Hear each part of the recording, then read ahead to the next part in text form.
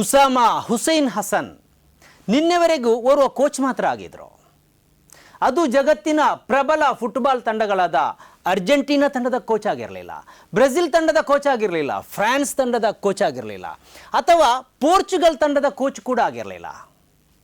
ಈವರೆಗೆ ವಿಶ್ವಕಪ್ ಫುಟ್ಬಾಲ್ ಕಿರೀಟವನ್ನು ಗೆಲ್ಲದ ತಂಡದ ಕೋಚ್ ಆಗಿದ್ರು. ಗೆಲ್ಲುವುದು ಬಿಡಿ, ಈವರೆಗೆ ಸೆಮಿಫೈನಲ್ವರೆಗೂ ತಲುಪದ ತಂಡದ ಕೋಚ್ ಆಗಿದ್ರು. ಈಜಿಪ್ಟ್ ಎಂಬ ಪುಟ್ಟ ತಂಡದ ಕೋಚ್ ಆಗಿದ್ದ ಇವರು ಜಾಗತಿಕ ಫುಟ್ಬಾಲ್ ಆರಾಧಕರಿಗೆ ಅಷ್ಟೇನು ಪರಿಚಿತವೂ ಆಗಿರಲಿಲ್ಲ. ಆದರೆ ನಿನ್ನೆ ಫುಟ್ಬಾಲ್ ಗ್ರೌಂಡಲ್ಲಿ ನಡೆದ ಕೆಲವು ಸೆಕೆಂಡ್ಗಳ ಘಟನೆ ಅವರನ್ನು ಜಾಗತಿಕ ಫುಟ್ಬಾಲ್ ವೇದಿಕೆಯ ಮುಂಚೂಣಿಯಲ್ಲಿ ತಂದು ನಿಲ್ಲಿಸಿದೆ. ಅವರ ಹೆಸರು ಎಲ್ಲರ ಬಾಯಲ್ಲೂ ಹರಿದಾಡ್ತಾ ಇದೆ. ಅವರ ಹಿನ್ನೆಲೆ, ಇತಿಹಾಸ, ಫುಟ್ಬಾಲ್ ಆಟದ ಜೊತೆಗೆ ಅವರಿಗಿರುವ ಸಂಬಂಧದ ಬಗ್ಗೆ ಗೂಗಲಲ್ಲಿ ಮತ್ತೆ ಹುಡುಕಲಾಗ್ತಾ ಇದೆ. ಕೆಲವು ಸೆಕೆಂಡ್ಗಳ ಅವರ ವಿಡಿಯೋವನ್ನು ಕೋಟ್ಯಾಂತರ ಮಂದಿ ಹಂಚಿಕೊಂಡಿದ್ದಾರೆ, ಮತ್ತೆ ವೀಕ್ಷಿಸ್ತಾ ಇದ್ದಾರೆ. ಅವರ ಧೈರ್ಯ, ಅವರ ಬಾಡಿ ಲ್ಯಾಂಗ್ವೇಜ್, ಅವರ ಟೈಮ್ ಸೆನ್ಸನ್ನು ಜಗತ್ತಿನ ದೊಡ್ಡದೊಂದು ಗುಂಪು ಮತ್ತೆ ಮೆಚ್ಚಿಕೊಳ್ತಾ ಇದೆ. ಯಾಕೆಂದರೆ ಅವರ ಕೈಯಲ್ಲಿದ್ದ ಆ ಒಂದು flag.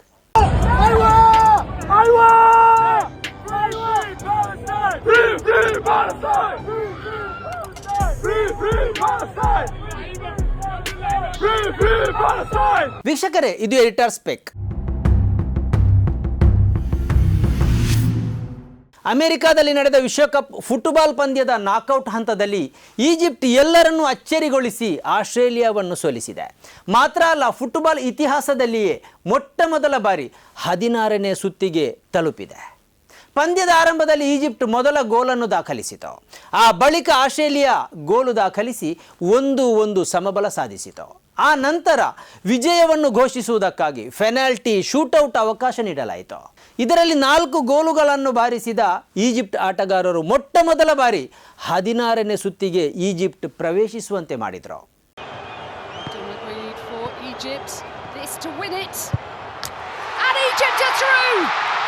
For the first time ever, Egypt have won a World Cup knockout match and they are into the last 16.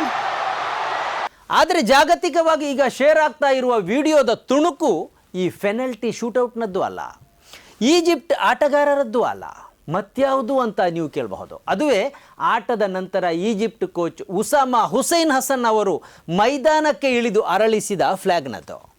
ಅದು ಫೆಲೆಸ್ತೀನಿನ ಫ್ಲ್ಯಾಗ್ ಆಗಿತ್ತು. ಅವರು ಗ್ರೌಂಡ್ಗೆ ಇಳಿದು ಫೆಲೆಸ್ತೀನಿನ ಧ್ವಜವನ್ನು 4 ಭಾಗಗಳಿಗೆ ತಿರುಗಿಸಿ ತೋರಿಸಿದಾಗ ಸ್ಟೇಡಿಯಂನಲ್ಲಿ ಫ್ರೀ ಫೆಲೆಸ್ತೀನ್ ಎಂಬ ಕೂಗು ಮುಗಿಲು ಮುಟ್ಟಿತ್ತು. ಈಜಿಪ್ಟಿನ ಆಟಕ್ಕಿಂತ ಕೋಚ್ ಅವರ ಈ ನಡೆಯೇ ಎಲ್ಲೆಡೆ ಗಮನ ಸೆಳೆಯಿತು. ಕ್ಯಾಮರಾಗಳು ಆ ದೃಶ್ಯವನ್ನು ಸೆರೆ ಹಿಡಿದವು, ಜಾಗತಿಕವಾಗಿ ಹಂಚಿದವು. ಕೋಚ್ ಉಸಾಮಾ ಅವರ ಈ ನಡವಳಿಕೆಗಿಂತ ದಿನಗಳ ಮೊದಲು ಫೆಲೆಸ್ತೀನಿನ ಗಾಜಾದ ಪ್ರಮುಖ ಫುಟ್ಬಾಲ್ ಆಟಗಾರ ಸಲೀಂ ಅಲ್ ಅಷ್ಕರ್ನನ್ನು ಇಸ್ರೇಲ್ ಹತ್ಯೆ ಮಾಡಿತ್ತು. ಗಾಜಾದ ಅತಿ ಉನ್ನತ ಆಟಗಾರರಲ್ಲಿ ಇವರು ನಂಬರ್ 1 ಆಗಿದ್ರು. ವಿಶೇಷ ಏನೆಂದರೆ, ಈ ಉಸಾಮಾ ಹುಸೈನ್ ಹಸನ್ ಅವರು ಫೆಲೆಸ್ತೀನಿನ ಫ್ಲ್ಯಾಗ್ ಅನ್ನು ಅಮೆರಿಕದ ಫುಟ್ಬಾಲ್ ಗ್ರೌಂಡಲ್ಲಿ ಎತ್ತಿ ಹಿಡಿದು ಸಂಭ್ರಮಿಸ್ತಾ ಇದ್ದಾಗ ಇತ್ತ ಲಂಡನ್ನಿನ ಟೆನ್ನಿಸ್ ಗ್ರೌಂಡಲ್ಲಿ ಫೆಲೆಸ್ತೀನ್ ಮಿಂಚ್ತಾ ಇತ್ತು.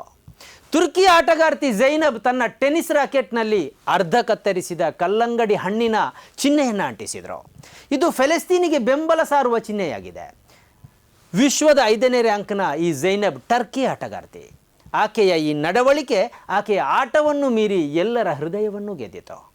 ಹಾಗಂತ ಸೋಷಿಯಲ್ ಮೀಡಿಯಾದಲ್ಲಿ ಕೆಲವು ಪ್ರಶ್ನೆಗಳನ್ನು ಎತ್ತಲಾಗಿದೆ.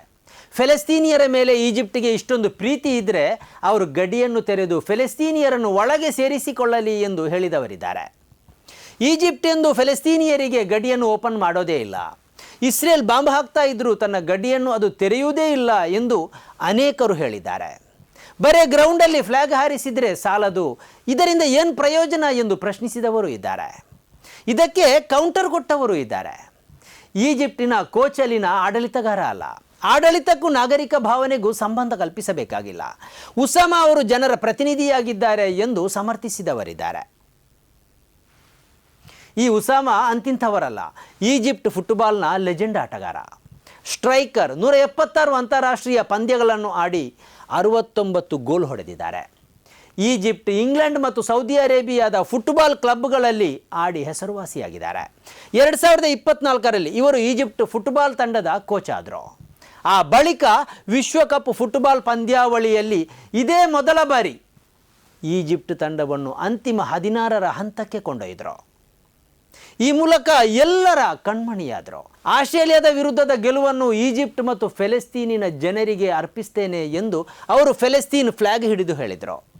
ನನ್ನ ಹೃದಯ ಮತ್ತು ಆತ್ಮ ಫೆಲೆಸ್ತೀನಿಯರ ಜೊತೆಗಿದೆ ಎಂದು ಹೇಳಿದರು. ಅವರು ಹೀಗೆ ಹೇಳುವಾಗ ಮತ್ತು ಹೀಗೆ ಸಂಭ್ರಮಿಸುವಾಗ ಸ್ಟೇಡಿಯಂನಲ್ಲಿ ಮತ್ತು ಸ್ಟೇಡಿಯಂನ ಹೊರಗೆ ಕೋಟ್ಯಾಂತರ ಮಂದಿ ವೀಕ್ಷಿಸಿದರು. ಅವರ ಧೈರ್ಯಕ್ಕೆ ಸಲ್ಯೂಟ್ ಅಂದರು.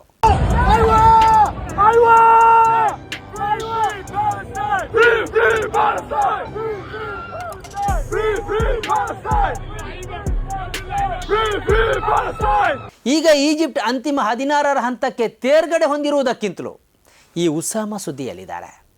ಅವರು ಕೋಟ್ಯಾಂತರ ಅಭಿಮಾನಿಗಳನ್ನು ಗಳಿಸಿಕೊಂಡಿದ್ದಾರೆ.